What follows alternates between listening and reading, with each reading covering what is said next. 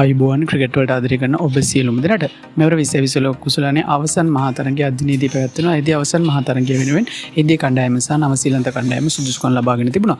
කාසියාවාසී දිනගත නවසීලන්ත කණ්ඩායම පළමුවෙන් පන්දු යැවීම තෝරා ගන්න අතර ඔවුන්ගේ ආරාධනෙන් පළමුවෙන් පන්දුවට පහර දුන් ඉන්දියා කණ්ඩායම තමන්ට නියමිත පන්දු වාර 20 අවසානයේදී කඩලු 5කට ලකුණු 255ක ප්‍රබල අභියෝගයක් ලබා දීමට සමත් වුණා. එදින ඉන්දියා කණ්ඩායම වෙනුවෙන් නැවතත් සුපිරිමක් ක්‍රීඩා කිරීමට සංජු සැම්සන් සමත් වුණා. ඔහු පන්දු 46කදී ලකුණු 89ක් වාර්තා කරගන්නවා. ඊට අමතරව අභිෂේක් ශර්මා පන්දු 21කින් ලකුණු 52කුත්, ඉෂාන් ක්‍රිෂාන් පන්දු 25කින් ලකුණු 58කුත් ලබාගෙන ඉදී හර්දික් පාණ්ඩ්‍යා පන්දු 13කින් ලකුණු 18ක් වාර්තා කරගන්නවා. ඊට අමතරව ශිවම් ඩුබේ අවසන් මොහොතේදී ප්‍රවේගකාරී ඉනිමක් ක්‍රීඩා කරමින් පන්දු 8කදී ලකුණු 26ක් වාර්තා කර ගැනීමට සමත් වුණා. එදී 2020 ලෝක කුසලාන ඉතිහාසයේ කණ්ඩායමක් විසින් ලබාගත් වැඩිම ලකුණු සංඛ්‍යාවේ වාර්තාව තවමත් තිබෙන්නේ ශ්‍රී ලංකා කණ්ඩායම නමින්. එදී ඔවුන් කෙන්යා කණ්ඩායමට එරෙහිව ලකුණු 260ක් 2020 ලෝක කුසලානයකදී වාර්තා කර ගැනීමට සමත් තිබෙනවා. කෙසේ වෙතත් අද දිනේදී ඉන්දියා කණ්ඩායම ශ්‍රී ලංකාව ලබා තිබෙන මෙම වාර්තාව අභියසටම පැමිණීමට සමත් වීමත් කැපිපෙනෙන කාරණයක් බවට පත්ව තිබුණා. ලකුණු 256ක අසීරු ඉලක්කයක් හඹා යාමට පිටියට පිවිසෙන නවසීලන්ත කණ්ඩායමට එය හඹා යාම තරම් පහසු කටයුත්තක් බවට පත්වන්නේ නැහැ. එදී ඉන්දියා කණ්ඩායමේ පන්දු යවන නවසීලන්තිනම ලකුණු 50ක් බවට පත්වීමටත් පෙර ආතෝ ඔවුන්ගේ පළමු කඩුළු 3 දවා ගැනීමට සමත් වුණා. එදී නවසීලන්ත කණ්ඩායමේ මුල් පෙළ ක්‍රීඩකින් හොඳින්